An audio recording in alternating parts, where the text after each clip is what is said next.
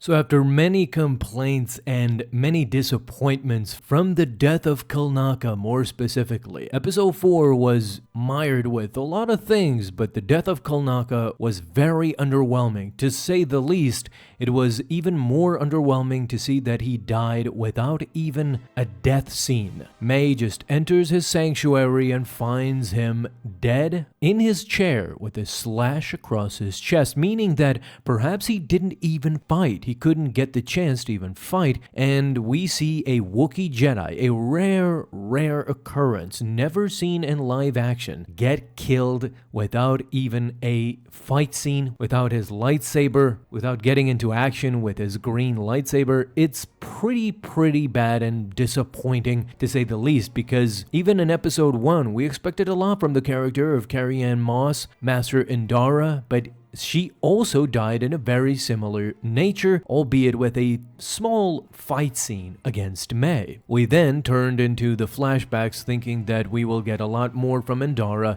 in the flashbacks where she could fight and show off her skills even more, be a more contributive character to the story, but nope, it just seems that these great Jedi Masters like Master Indara and Kilnaka just were fodder. Characters to be killed off instantly without a moment's notice. Well, what if I told you that there was, in fact, a scene planned? What is perhaps one of the more disappointing answers to one of the biggest questions that I can think of comes at a very inopportune time, because the fans took to Twitter to complain a lot about the Kilnaka death and the way it was actually presented. In what is now, I think, a deleted tweet even, Claire Cashel actually responded to a fan on Twitter, and this is what she said in the matter of Kilnaka, the first Wookiee Jedi that we didn't get a fight on. Kaishel said, "Unfortunately, not everything gets to be included for budget and story reasons. We had an early draft that showed his fight and death scene,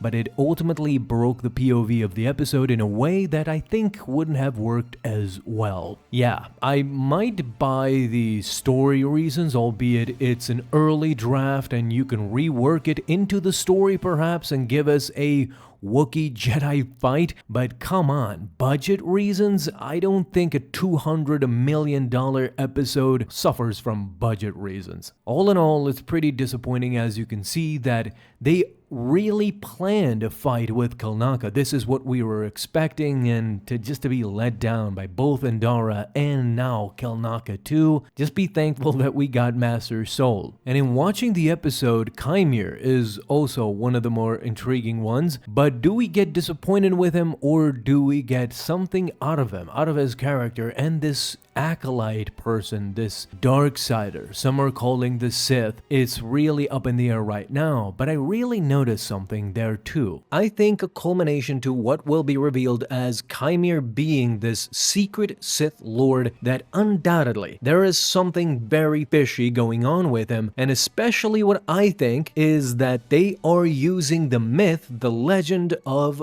Darth Jar Jar to actually confuse us with Kymir. I know it's crazy, I know what you're thinking, but let me explain. You're gonna love what I'm about to show you. Alright, let's start immediately with the presenting, with the introduction of Kymir to this series. Remember in episode 2 when May goes to that small shop where Kymir has taken secret hold in? Well, how are we presented to Kymir? He is a drunk and he is sleeping, not paying attention to his job, not paying attention to his surroundings, so much so that May literally just walks in, smells the cup, and throws it at his vicinity so that he can wake up. Immediately we are shown that Kymir is not that serious, is kind of a buffoon, and in this recent episode that was pretty much solidified right from the get-go. His character is the buffoon, the comic relief, or so we are led to believe. When they arrive on Kofar to go search for Kilnaka, what's the first thing Kymir does? As he's speaking to May, he fumbles and one of the packages, the bags, falls over, showing that he is bumbling. He is not to be taken serious. Remember who else was bumbling, and we and the fans went into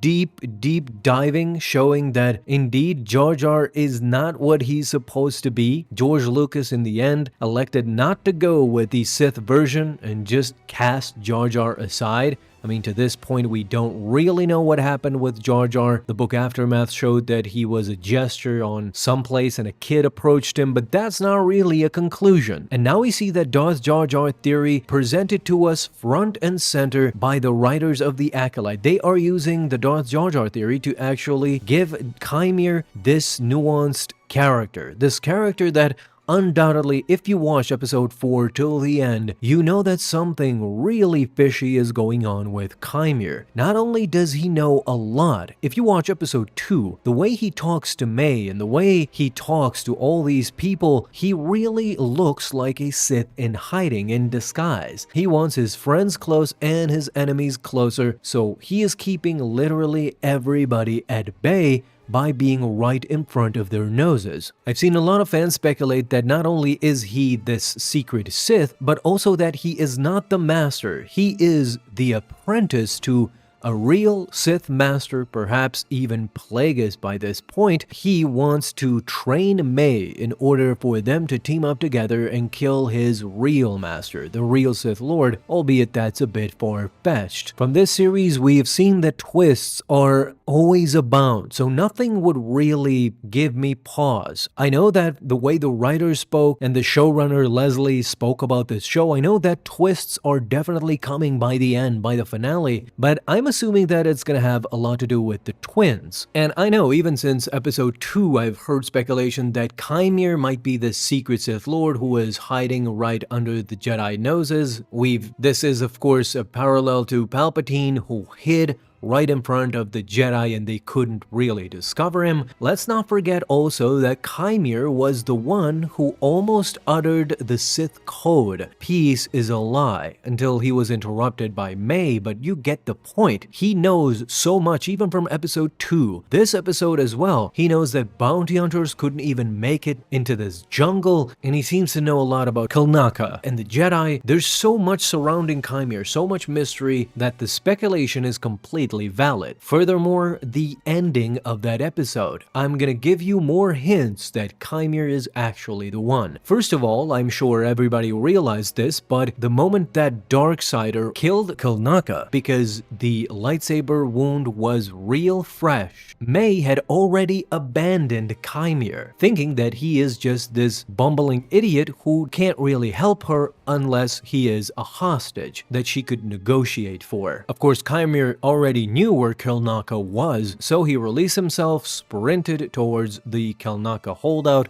and killed him before May could reach it. So this one is kind of obvious. Chimere is the Sith because nobody was watching him, and the Sith and Chimera are not at the same place, meaning that it could be true. But there is, I think, more evidence, and I'm going to show you right now. You see, there is a brief moment as this Darksider pushes Osha away with his hand. He is holding his red lightsaber, and then he attacks the Jedi too with a force push. If you look at it closely, these are definitely manly hands, the hands of a man. And by this account, if we look at it, it further solidifies the fact that Chimere is actually this secret Sith. And I mentioned the Darth Jar Jar aspect of this. The version of Chimere is presented to be this bumbling buffoon, this idiot that cannot be taken very seriously because he is unprepared for what's to come. He has a lot of knowledge, but he isn't capable. As I said, the episode starts with him unable to even handle the language. Typical Jar Jar stuff. But if we look at it differently, if we look at the fact that he is sinister at times, he is very calculating at times, and that it would make perfect sense for him to hide right in front of May's face,